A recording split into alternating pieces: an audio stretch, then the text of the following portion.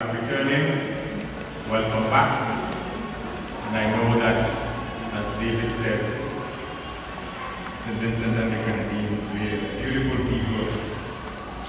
And as Chairman Philip said, it's the most beautiful island in the Caribbean. A few months ago, I was doing some research when I came upon this particular quote from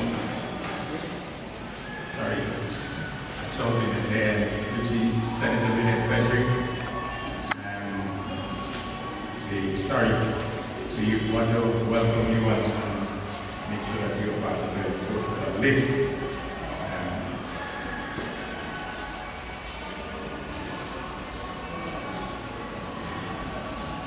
One, Huey Bronfen Brenner, born April 29, 1917 and lived to September 2005. Was an American development psychologist, but who was born in the Soviet Union and who was most famous for his ecological system theory of child development, had this to say: if the children and youth of a nation are afforded opportunity to develop their capacities to the fullest, if they are given the knowledge to understand the world and the wisdom to change it, then the prospects for the future are bright. In contrast, a society which neglects its children, however well it may function in other respects, risks eventual disorganization and demise. End of quote. Any organization who has their young people and their development at its core must be complimented. And before I go any further in this short discourse, I want us to compliment the Duke of Edinburgh Award Scheme and cast for the tremendous work that they have done over the years with the youths of our region. I think we deserve it.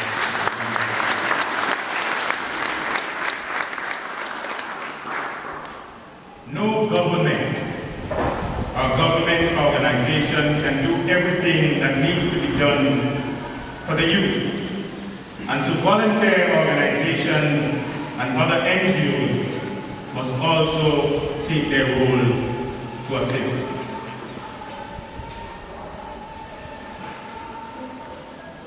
I'm not so young as many of you are today, but I was once young. But I've had my own share of being involved in groups and many organizations.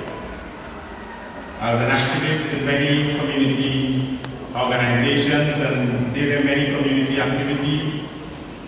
I was once the president of the Anglican Youth Council, and Maxine, who is the person responsible for the Gracia Dance Company, is an Anglican and has also been an executive member of the Anglican Youth Council. I don't think Vinit was ever, I know she's an Anglican, but I don't think she was ever involved in AYL that much.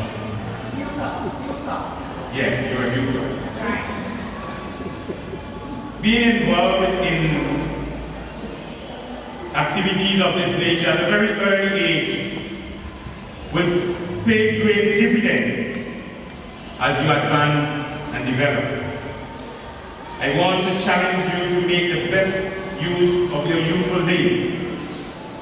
The wise man, King Solomon, writing the book of Ecclesiastes, admonished the young people when he said, young people, enjoy your youth, because you're not going to be young very long. And so today, I urge you to do the same. To enjoy your youth, but to understand that as young people, you have a responsibility in the development of your country, the region, and the world as a whole. We in the region, this Caribbean region, are at a very critical juncture in our development. The economic challenges due to the international financial crisis have taken a very debilitating effect on our economies. We see cutbacks in support for many of the programs once offered to us in the form of grants.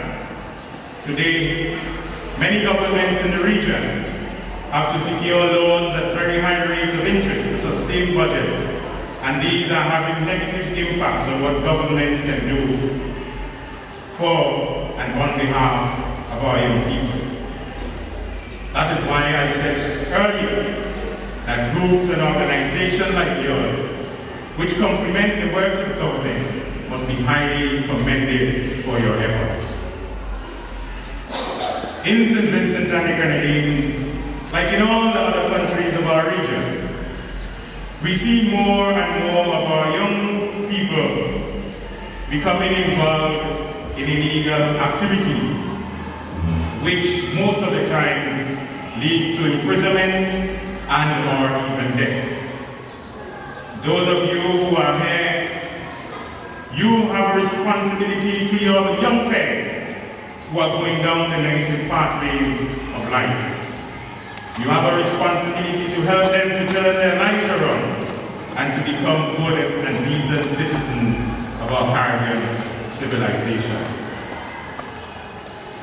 I heard Lieutenant Springer said when he came to St. Vincent and the Grenadines many years ago, he saw the beautiful ladies, but he was not fortunate to get one of them to be married to. But where will our young ladies find their husbands if our young men are caught up in illegal activities, being in prison, and even being killed? So all of us, collectively, we have a responsibility. The Duke of Edinburgh Awards is the world's leading youth achievement award, funded by His Royal Highness, the Duke of Edinburgh, Prince Philip, in 1956. It was at first for boys between the ages of 15 to 18.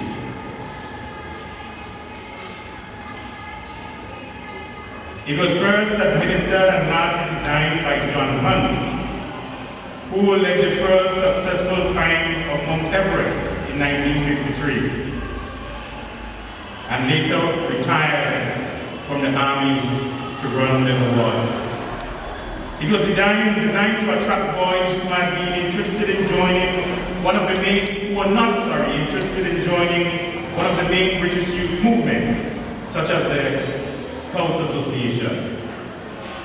In November 1957, it was announced that girls would be invited to participate. And so, on Thursday the 19th of June 1958, the award was extended to girls, with the first girls allowed to join from the 1st of September of that year. The program for girls was not the same for boys, and was from the ages of